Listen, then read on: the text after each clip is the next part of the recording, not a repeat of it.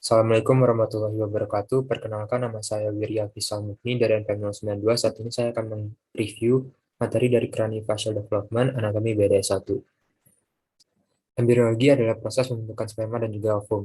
Mitosis adalah proses pembagian sel di mana hasilnya itu dua sel anak yang identik, yaitu dua sel diploid. Bisa dilihat pada gambar di sini, terdapat beberapa tahap dari mitosis. Yang pertama ada profase, di mana membran inti akan mulai rusak menjadi bagian dari kecil-kecil atau fragmen, dan juga benang-benang kromatin yang memberat menjadi kromosom. Yang kedua ada metafase, yang dimana kromosom berjajar pada bidang pembelahan. Yang ketiga ada anafase, di mana kromatit saudara dari setiap pasangan akan bisa menuju kutub yang berlawanan, dan pada akhirnya anafase kedua kutub sel akan memiliki kromosom yang jumlahnya sama. Dan yang ketiga ada telofase, di mana membran inti akan mulai kembali bergabung dan kromosom akan mulai bergang.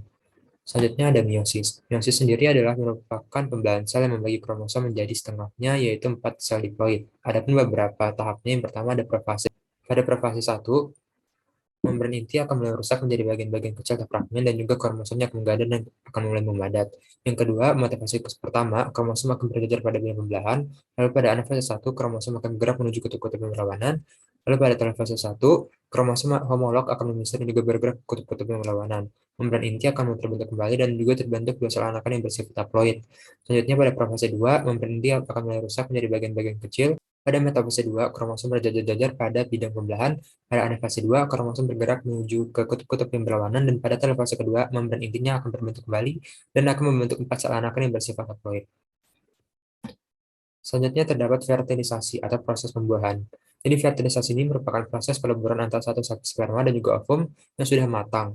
Ovum akan keluar dari ovarium atau proses yang disebut dengan ovulasi, dan juga masuk ke tuba Fallopi untuk proses pematangannya. Nanti hanya akan ada satu sperma dari jutaan sperma yang dapat masuk ke dalam ovum. Setelah terjadi pembelahan, membran ovum akan mengeras untuk mencegah sel sperma lain masuk. Hasil pembelahan inilah yang nantinya akan disebut dengan zigot. Zigot nantinya akan membelah menjadi 2, 4, dan 8, sampai seterusnya. Dalam waktu yang bersamaan, lapisan dinding dalam uterus nantinya akan menjadi tebal seperti spons dan akan kaya dengan pembuluh darah dan juga siap menerima zigot. Nantinya otot akan berkontraksi dan sehingga dalam saluran Fallopi nantinya akan bergerak, di mana zigot akan menempel di dinding uterus untuk tumbuh dan juga berkembang. Selanjutnya terdapat perkembangan kepala dan juga leher. Embriologi wajah itu diawali dengan perkembangan kepala dan juga leher yang ditandai dengan terbentuknya lengkung branchialis atau lengkung faring. Lengkung inilah nantinya akan terlihat pada minggu keempat dan kelima. Lengkung faring itu berperan pada pembentukan kepala dan juga tidak ikut membentuk leher. Pada akhir minggu keempat, bagian pusat wajah akan terbentuk oleh stomadeum yang dikelilingi oleh pasangan lengkung faring pertama. Ketika berusia 4,5 minggu, dikenal 5 buah tonjolan mesenkim, yaitu ada lengkung faring pertama atau tonjolan mandibula di sebelah caudal stomadeum, lalu ada lengkungan faring kedua atau tonjolan maksila di sebelah lateral, lengkungan faring ketiga atau tonjolan frontonasal, yaitu tonjolan agak membulat di sebelah caudal stomadeum, lalu lengkungan faring keempat dan kelima yang unsur rawan itu bersatu membentuk tulang rawan tiroid, krikoid, konikul, dan juga koniform dari laring. Selanjutnya lengkung kelima akan menghilang dengan sendirinya, tidak ikut berperan serta hanya menempel saja. Pada perkembangan selanjutnya, tulang rawan Meckel dan juga akan menghilang, kecuali dua bagian kecil di ujung dorsal dan juga masing-masing membentuk incus dan juga malleus di bagian telinga. Selanjutnya terdapat perkembangan kepala dan juga leher yang diawali dengan pembentukan wajah. Jadi mesenkim prominensia maxillaris selanjutnya akan membentuk premaksila, maksila, os zygomatikus, dan juga bagian os temporalis melalui penulangan membranosa. Mandibula juga terbentuk melalui penulangan membranosa jaringan mesenkim yang mengelilingi tulang rawan Meckel. Akhir minggu keempat mulai tampak tonjolan wajah yang terbentuk dari Crista neurularis terutama dibentuk oleh pasangan lengkungan paling pertama.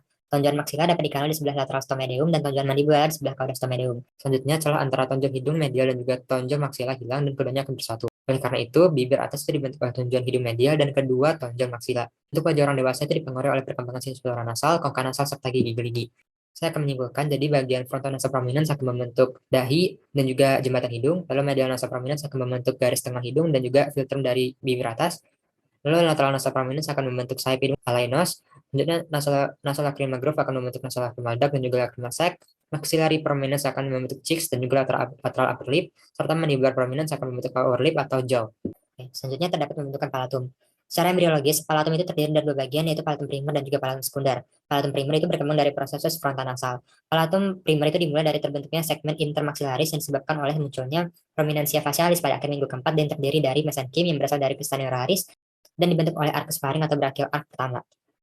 Sedangkan pada palatum sekunder itu berkembang dari proses maksila, yang dimana perkembangan langit-langit mulut dimulai pada awal minggu ke-6 dan selesai pada akhir minggu ke-12. Pada minggu ke-8 dan hingga ke-10, bersamaan dengan fusi antara keduanya, bagian anterior bilah palatum menyatu dengan permaksila atau palatum primer yang membentuk segitiga berbentuk huruf Y. Pada saat yang sama, septum nasi akan tumbuh ke inferior dan menyatu dengan bagian cephalic palatum yang baru tumbuh dan pertumbuhan berakhir pada minggu ke-12. Mungkin hanya itu yang dapat saya sampaikan. Kurang lebihnya mohon maaf. Wassalamualaikum warahmatullahi wabarakatuh.